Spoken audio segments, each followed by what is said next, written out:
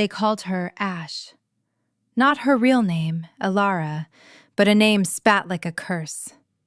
It was a reminder of her place, sifting through the cold cinders of the pack house hearths each morning, her hands raw and her face smudged with soot. Worthless. Omega.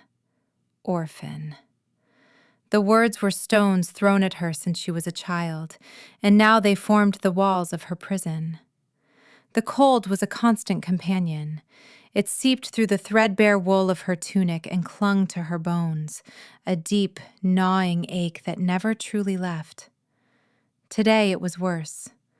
A bitter wind howled outside the great hall, rattling the timbers and promising a storm of epic proportions.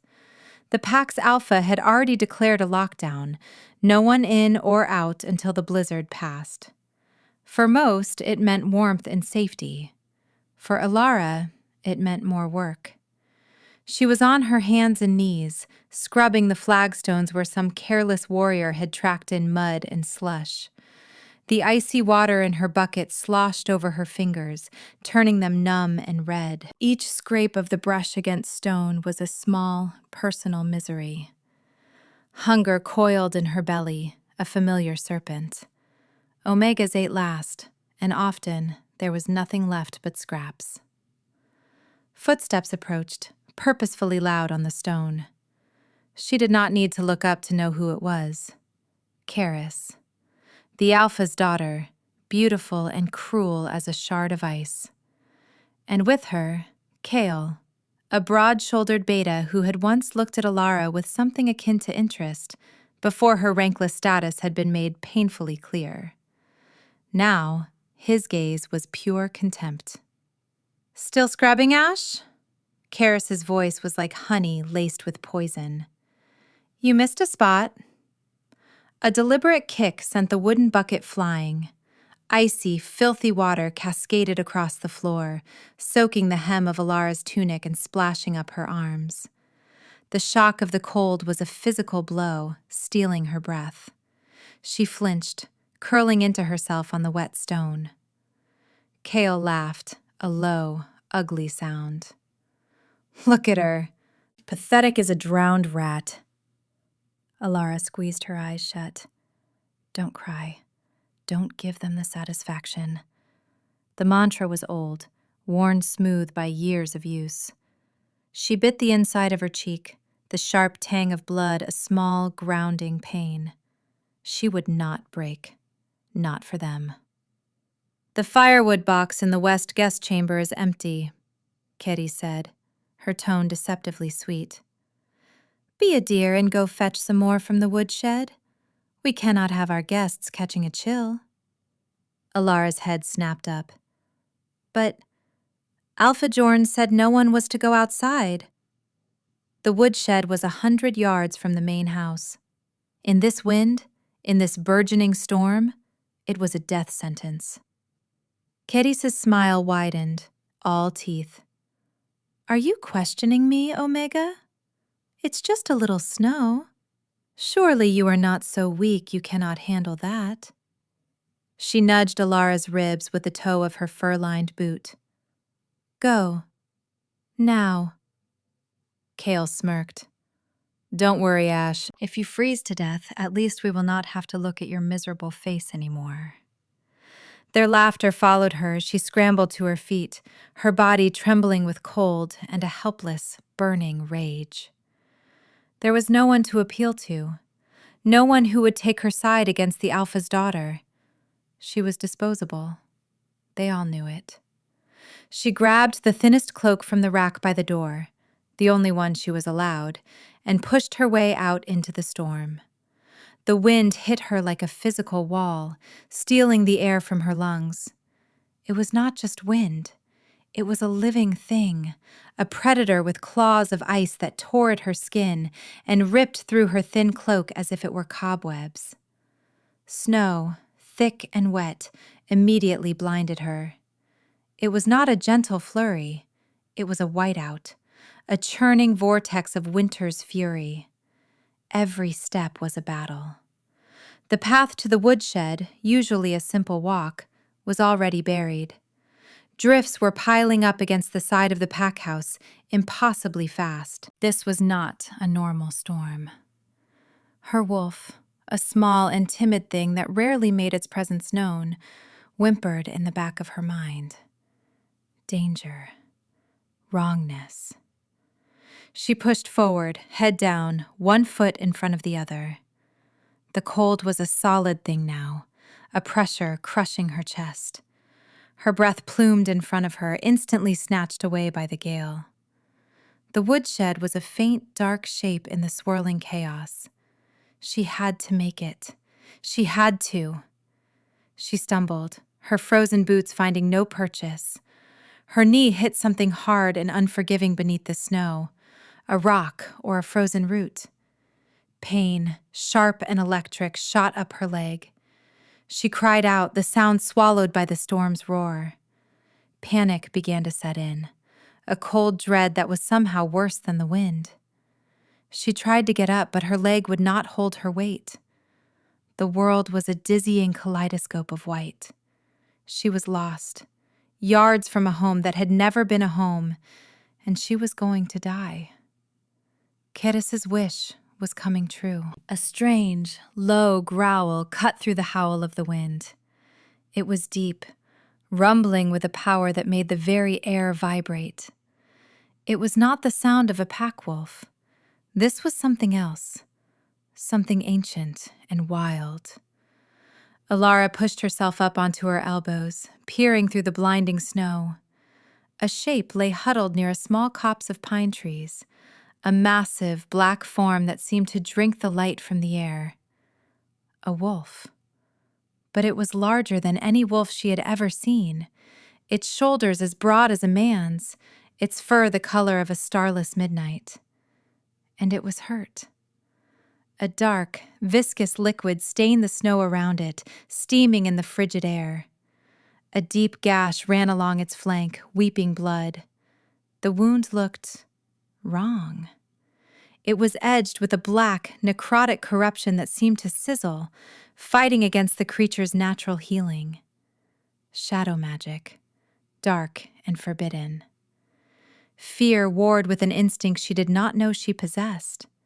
He was a predator, magnificent and terrifying, but he was also dying, alone in the storm, just like her. She began to crawl. Pain screamed up her leg with every movement, but she ignored it. The cold was making her clumsy, her thoughts slow and syrupy. The world was starting to go gray at the edges.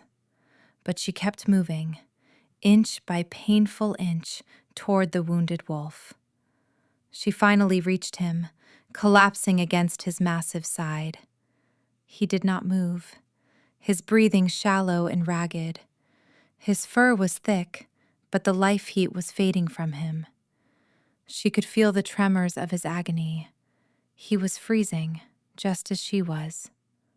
Without thinking, driven by a desperate primal empathy, she reached out a numb hand and laid it on his fur, just above the terrible wound. She had nothing to offer. No warmth, no medicine, no strength.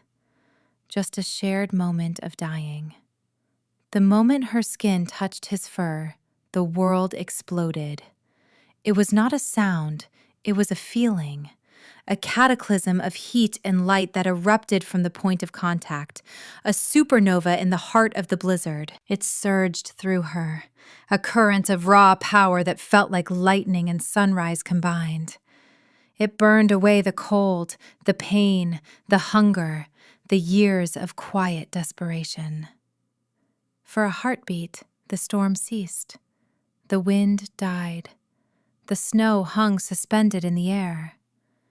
A perfect, silent sphere of calm expanded around them, pushing back the blizzard's rage. On the back of her wrist, a searing pain blossomed. She cried out, pulling her hand back. A mark was burning itself into her skin, a swirling spiral of incandescent silver light, intricate as a frost fern and bright as a star. A claiming mark. The giant wolf shuddered. His head lifted and his eyes opened. They were not the eyes of an animal. They were molten gold, intelligent, ancient, and utterly aware. They focused on her, and in their depths, she saw a shock of recognition so profound it shook her to her very soul. Then, the impossible happened. Bone cracked and reformed. Fur receded. The massive lupine form twisted and reshaped with a sickening speed.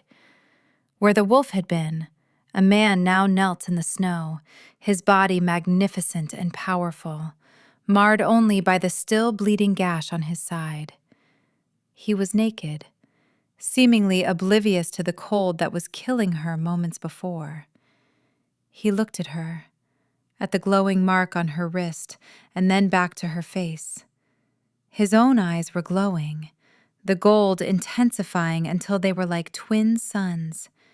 His voice, when he spoke, was a low, resonant rumble that vibrated in her bones. It was the same voice as the growl, filled with disbelief, reverence, and an absolute, terrifying certainty. "You," he breathed, the word a plume of steam in the cold air. "It's you." Alara stared, her mind a complete blank. Fear, awe, and a bewildering sense of belonging crashed over her in a tidal wave. Her body, her very soul, seemed to sing in his presence, a song she had never known it could sing. But her mind, conditioned by a lifetime of abuse, screamed a single, panicked word: "Run!" But she could not run. She could not even move. She could only kneel in the snow, her hand throbbing, and stare into the golden eyes of the impossible man who had been a wolf. The man who looked at her as if she were the most precious thing in the universe. He reached for her, his movements slow, deliberate, as if approaching a frightened doe. His fingers, calloused and warm, brushed against her cheek. The contact sent another jolt of that incredible energy through her, a gentle echo of the first cataclysmic blast.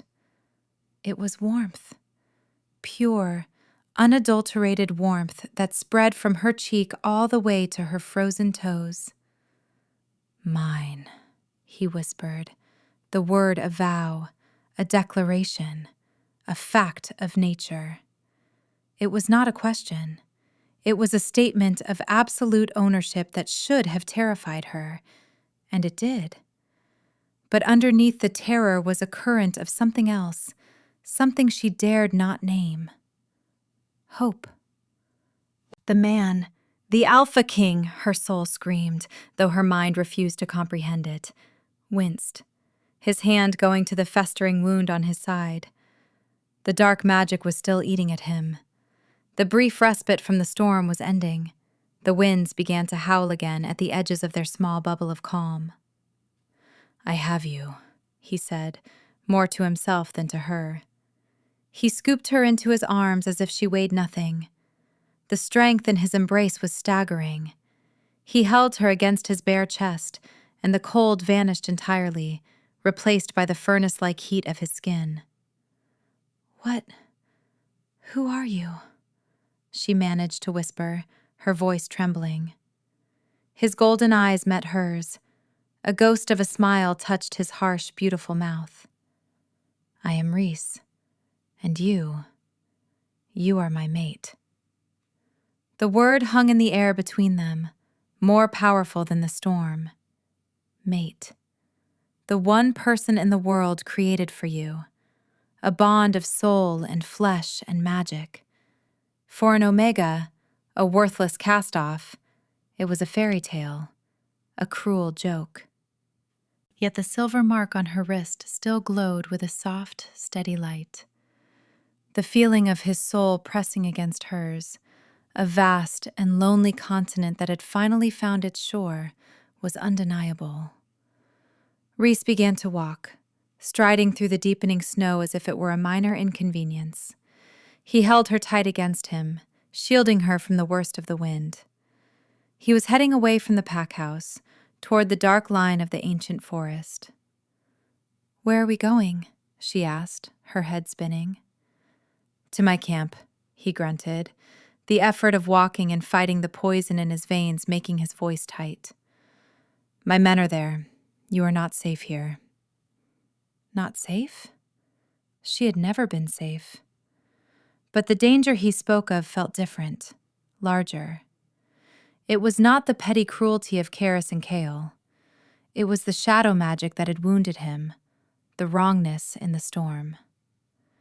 They reached a hidden cleft in the rocks, where a handful of grim-faced warriors in dark leathers stood guard around a roaring fire. They snapped to attention as Rhys emerged from the blizzard, their eyes widening at the sight of the woman in his arms.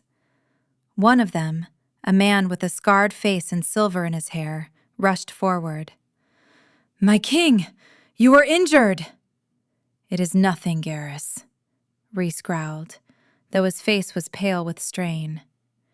He carefully set Alara down on the thick pile of furs near the fire, his hands lingering on her. "See to her. She is frozen."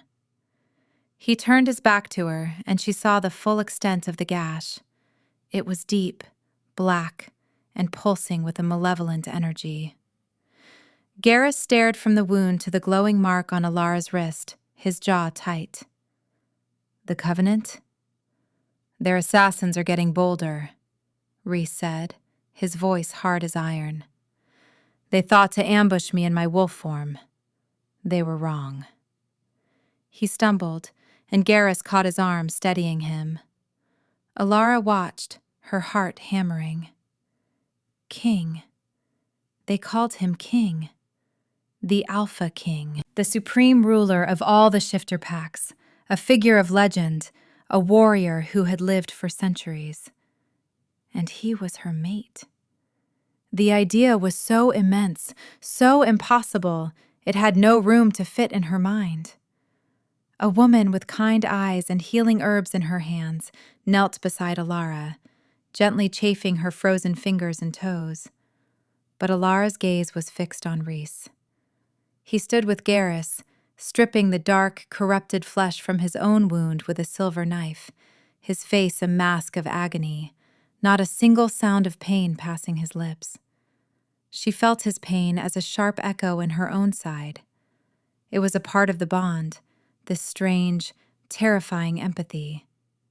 She felt his loneliness, too, a vast, echoing cavern that had spanned centuries. And she felt the overwhelming, earth-shattering relief that now filled it, a joy so fierce it was almost painful.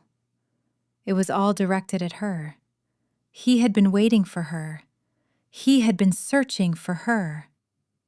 This powerful, ancient, terrifying king had been alone, and somehow she was his answer.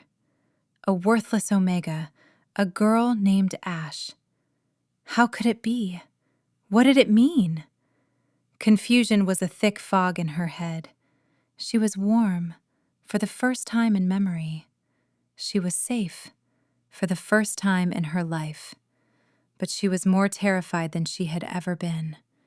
This was a world of kings and assassins and dark magic, a world she did not belong in.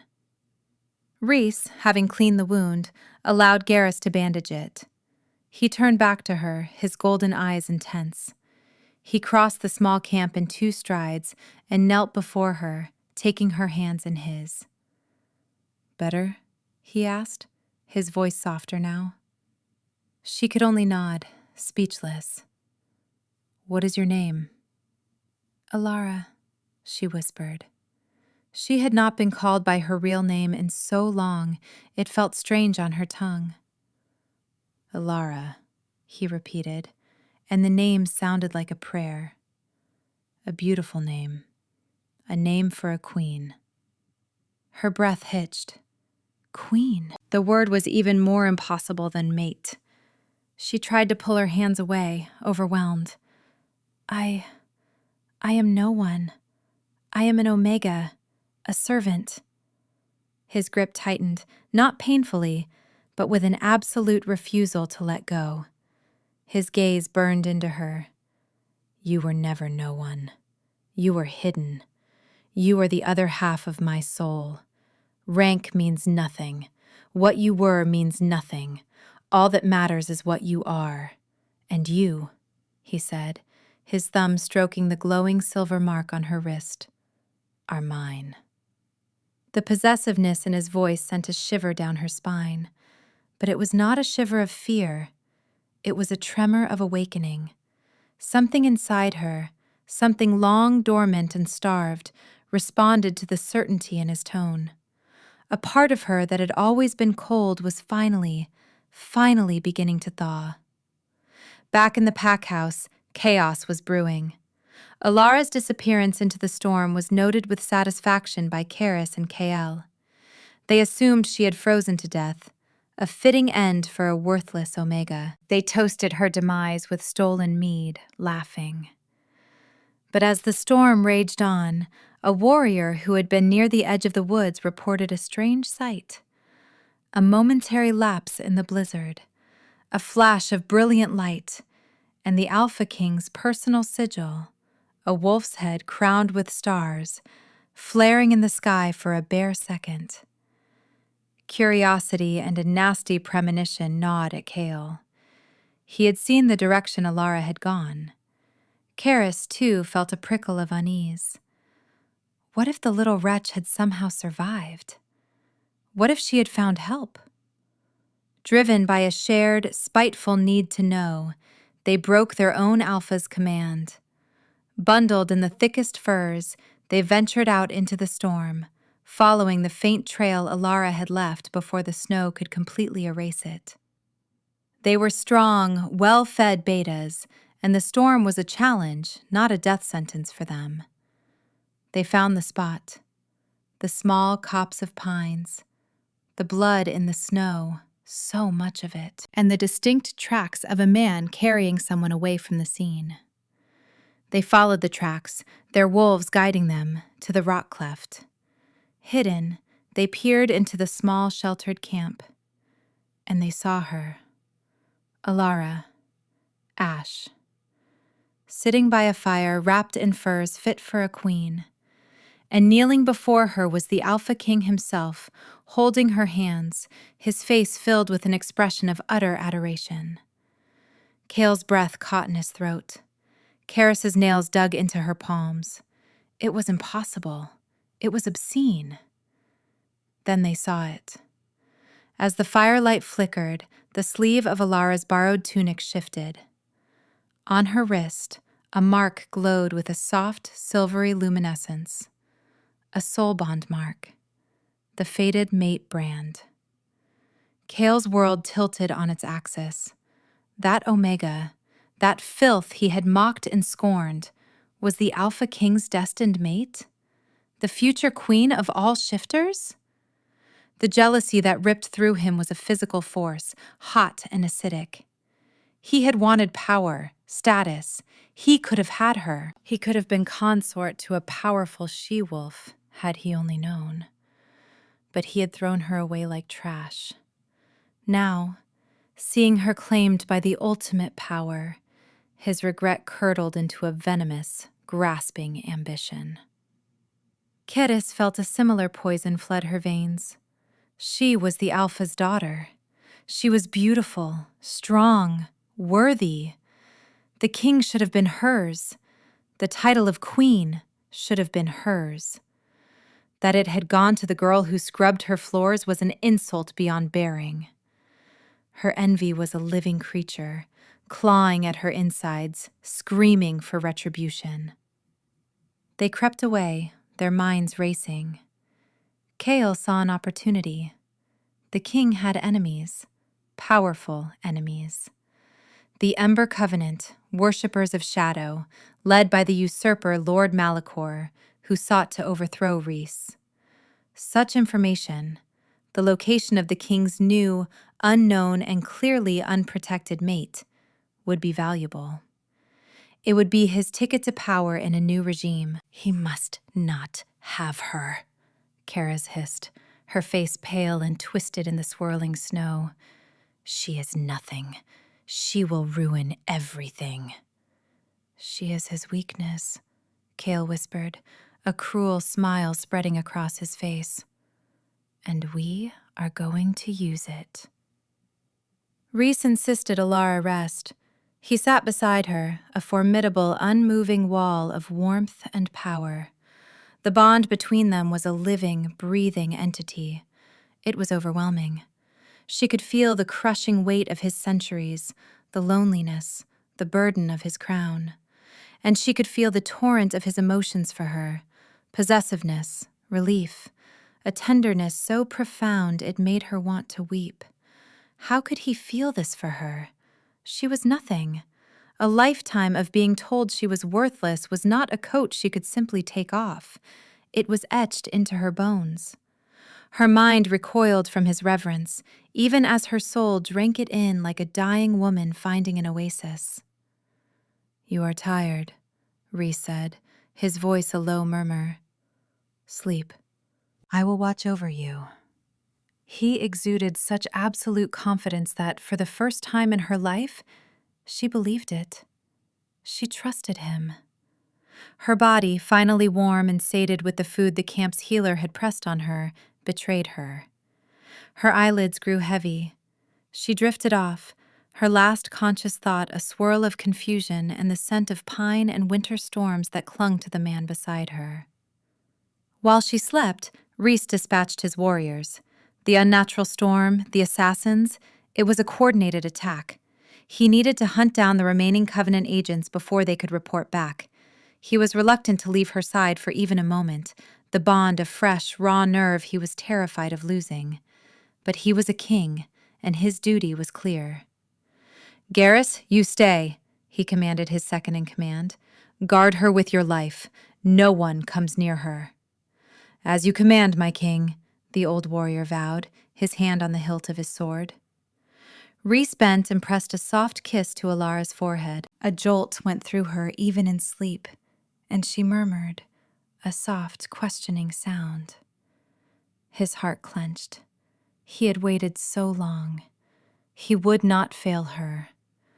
With one last look, he shifted into his massive wolf form, his flank now bearing a clean, bandaged wound, and disappeared into the raging blizzard with his men. The camp was quiet, save for the crackling fire and the howl of the wind.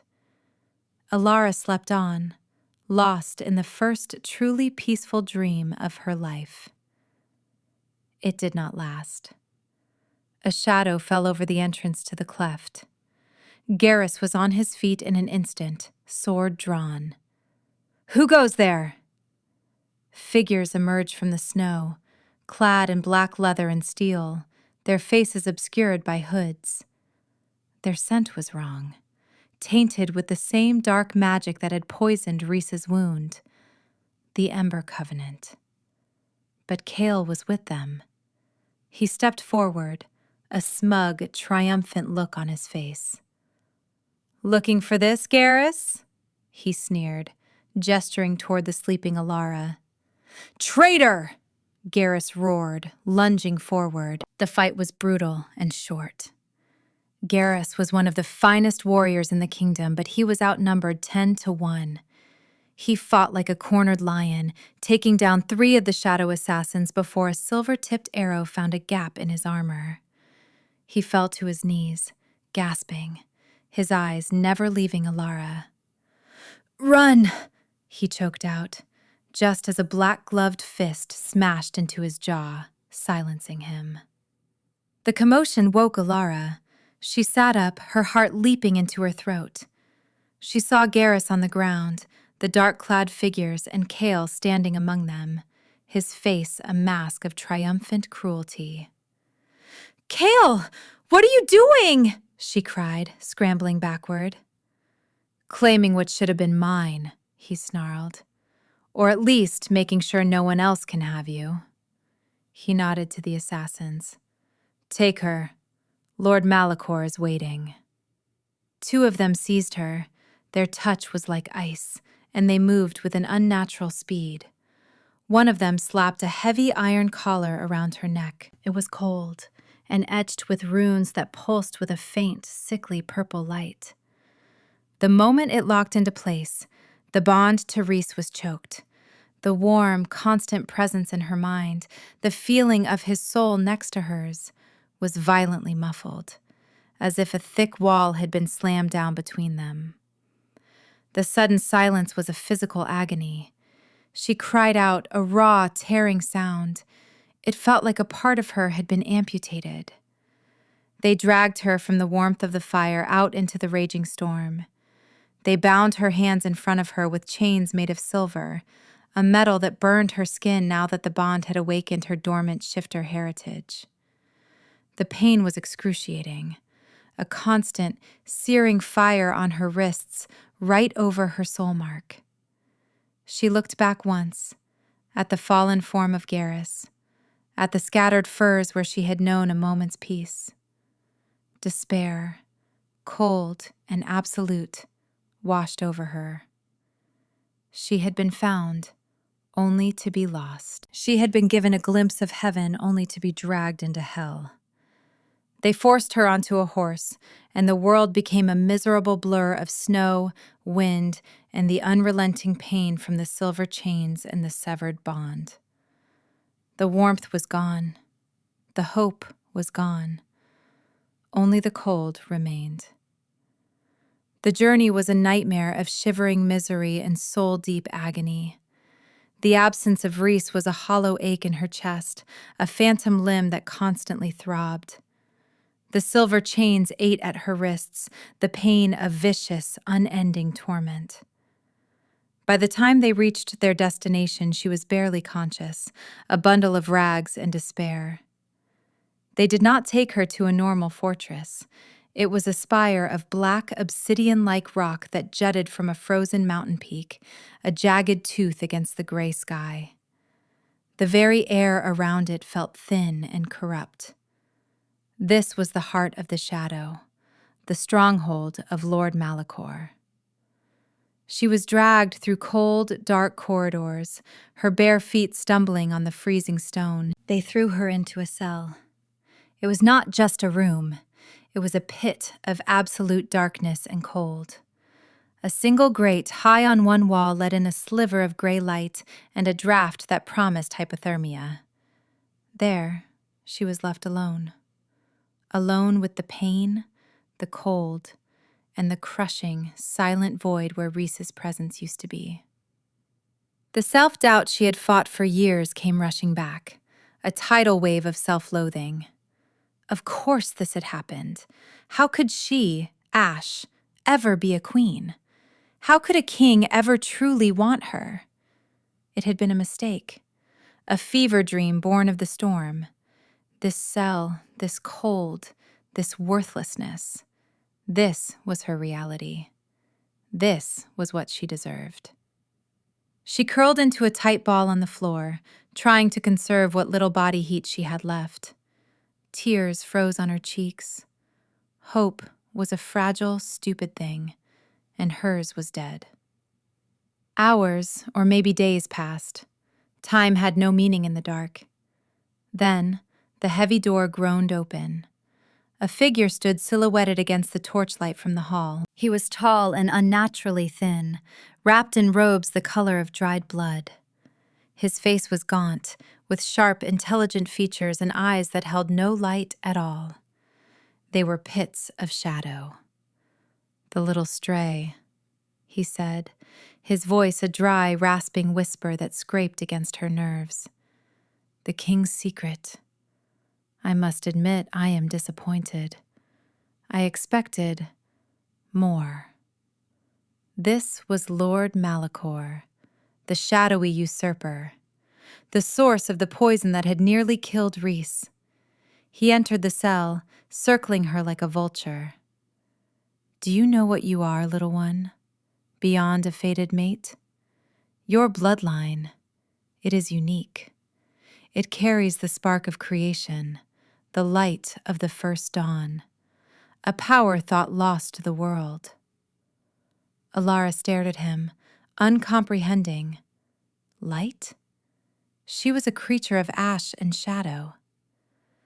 Rhys would have you be his little candle, his precious queen, Malachor sneered, his lip curling. A waste. That light is not meant for healing and comfort. It is fuel, the ultimate catalyst. With it, I can complete a ritual that will sever the connection between the shifters and the moon itself, plunging our world into eternal shadow. A shadow that I will rule. He crouched down, his face inches from hers. His breath was cold, smelling of dust and decay. To do that, I must first sever your pathetic little bond with him. I will break you, claim your light for myself, and use it to extinguish his. He will feel you being torn from him. He will feel you become the instrument of his destruction. And you will get to watch. The sheer evil in his plan was a physical force, pressing down on her, suffocating her. He wanted to use her to destroy Rhys. He wanted to turn her nascent, unknown power into a weapon against the one person who had ever shown her kindness. Despair became a black, bottomless ocean. She was going to be the death of him. Her worthlessness was not just a passive state.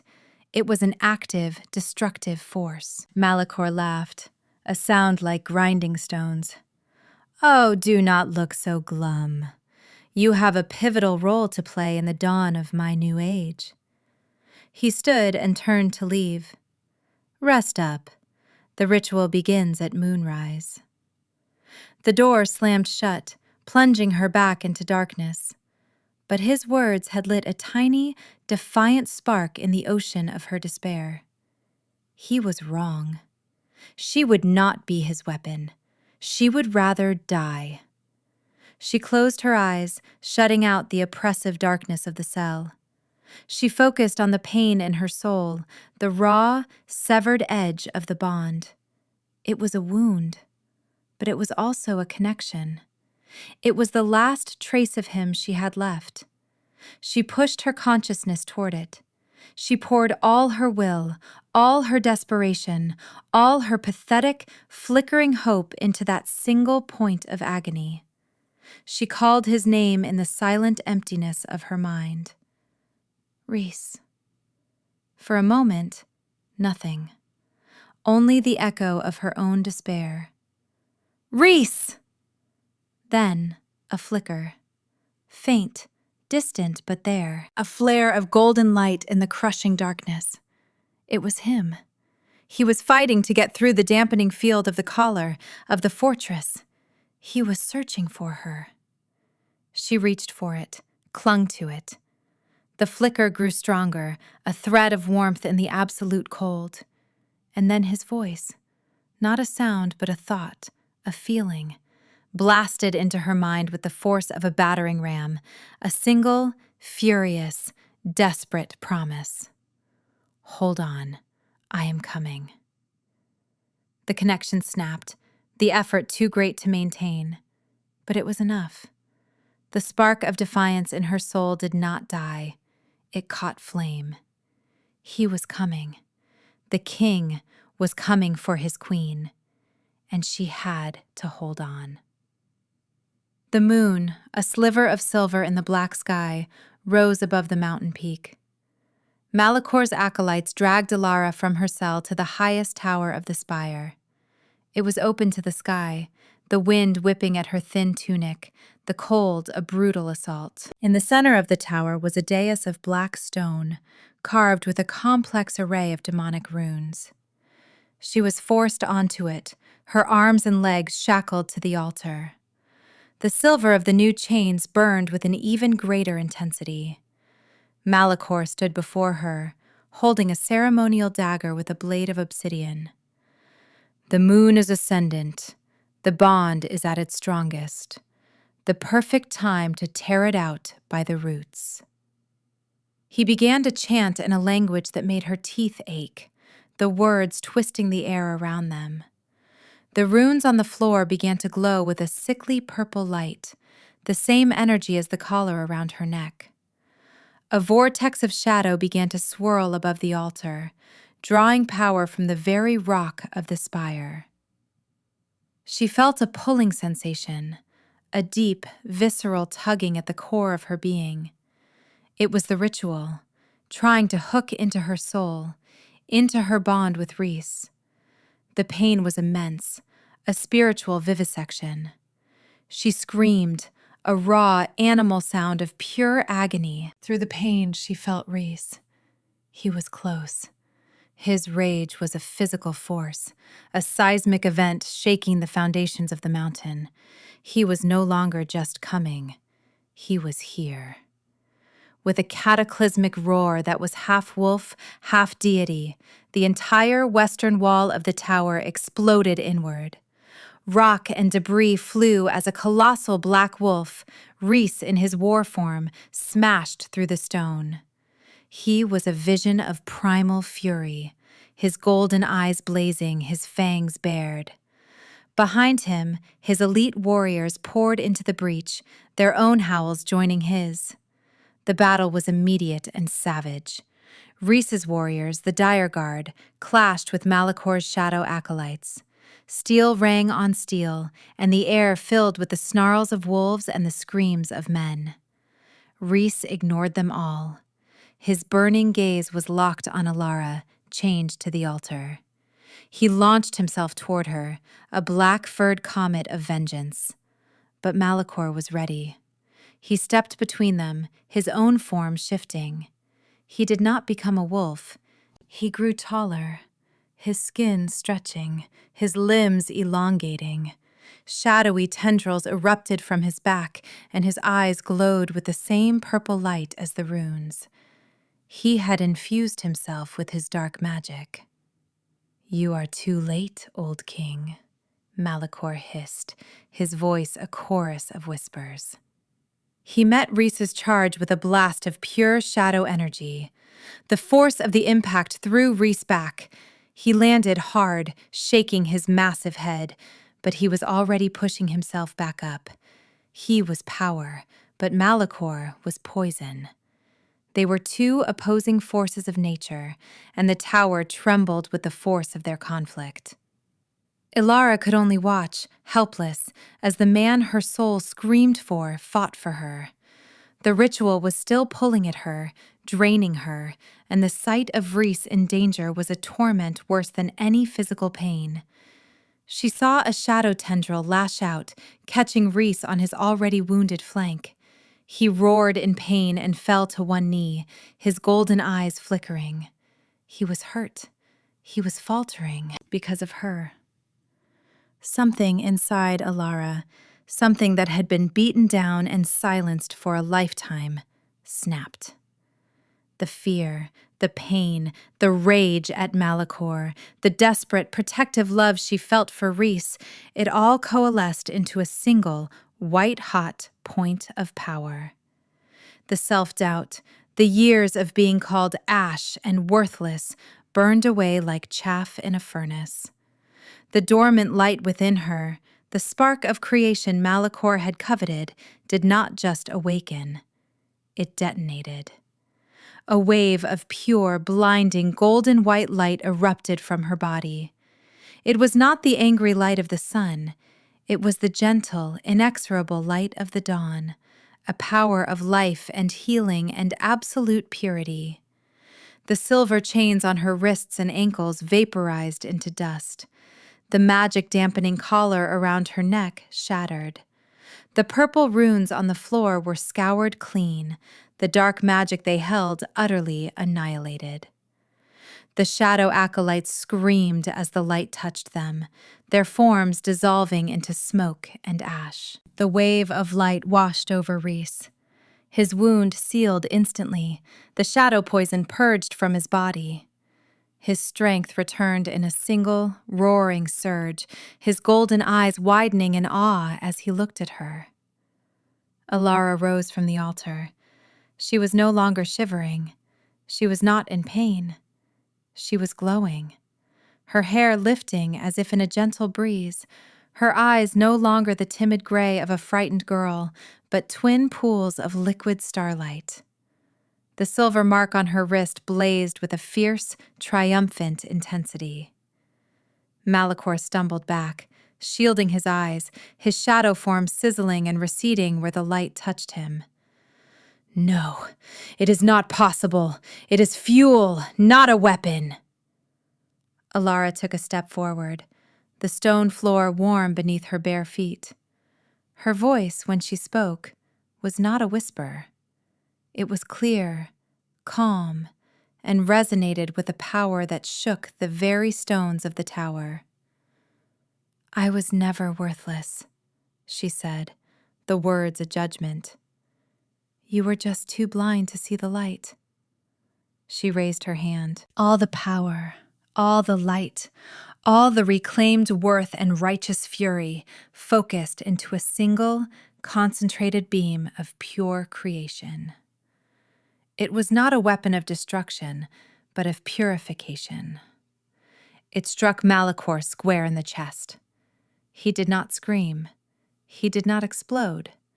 He simply unraveled. The shadows that made him, the dark magic he had embraced, were undone. The light scoured him clean, turning him back into nothing more than dust on the wind. For a single moment his eyes were clear, and in them was a look of utter, terrified understanding. Then he was gone. Silence fell over the tower. The battle was over. The surviving acolytes had fled or been destroyed. Rhys's dire guard stood in a stunned circle, staring at the glowing woman in the center of the room. The light around Alara softened, receding back into her until only her eyes and her soul mark held the starlight.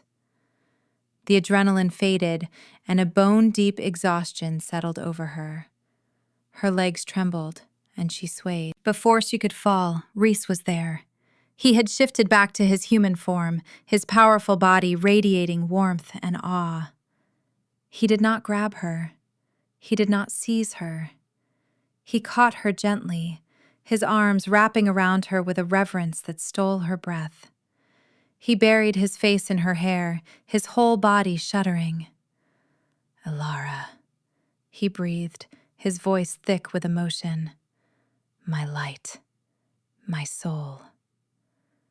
She leaned against him, her strength gone, and felt the solid, steady beat of his heart against her cheek. She was safe. The thought was so simple, so profound, it brought tears to her eyes.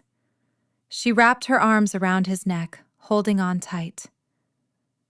"I have you," she whispered, echoing the words he had spoken to her in the storm. He pulled back just enough to look at her, his golden eyes impossibly soft. He cupped her face, his thumbs gently wiping away her tears. "You saved me."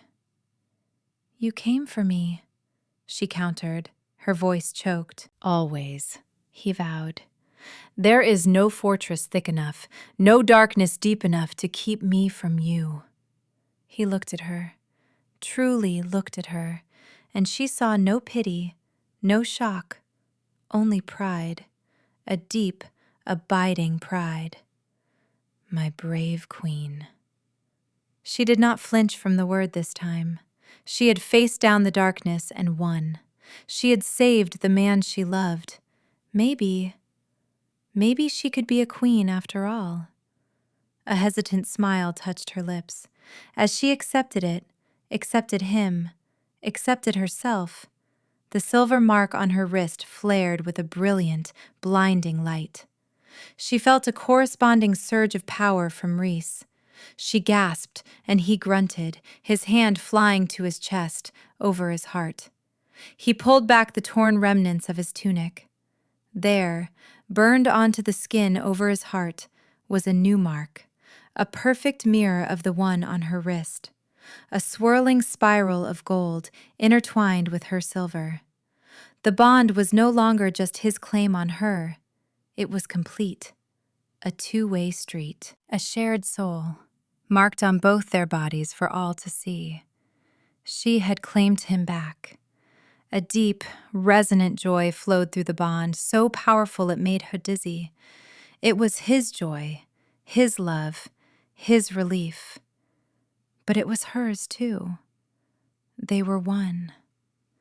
Rhys gathered her back into his arms and lifted her as he had in the storm. He turned to his warriors who were watching with expressions of stunned reverence. His voice boomed across the silent tower, filled with a pride and power that left no room for argument. "Behold your queen," he declared. "Ilara, the light of our people, the destroyer of shadow." One by one, the hardened, battle-scarred warriors of the Dire Guard, the most feared shifters in the land, dropped to one knee. Not to him, but to her. They bowed their heads in fealty, in respect, in awe. Ilara looked out at the sea of bowing heads, her heart swelling. She was no longer Ash. She was not worthless or an Omega or a servant. She was Ilara. She was a light-bringer. She was a queen. And she was home. Rhys carried her from the broken tower, down through the now silent fortress of the dead. His men followed, forming a protective procession. They emerged from the dark spire into the first rays of the rising sun. The unnatural blizzard had broken. The sky was a clear, crisp blue, and the world glittered under a blanket of fresh, clean snow. He never loosened his grip, holding her as if she were the most precious treasure in the world. The warmth of his body was a constant, comforting presence, a shield against the lingering chill of the mountain. The bond hummed between them, a song of victory and profound, healing love. All the cold, empty spaces inside her were being filled, one by one, by the golden light of his soul. He looked down at her, his harsh face softened by a love so intense it was breathtaking. "I will never let you go again." "You do not have to," she whispered, resting her head against his shoulder. "I am not going anywhere." For the first time in her life, she felt the truth of it deep in her bones. She belonged. Here, in his arms, she was exactly where she was meant to be. The past was a ghost, a bad dream. The future was a sun-drenched path, waiting for them to walk it together. And for the first time, she was not afraid. She was ready.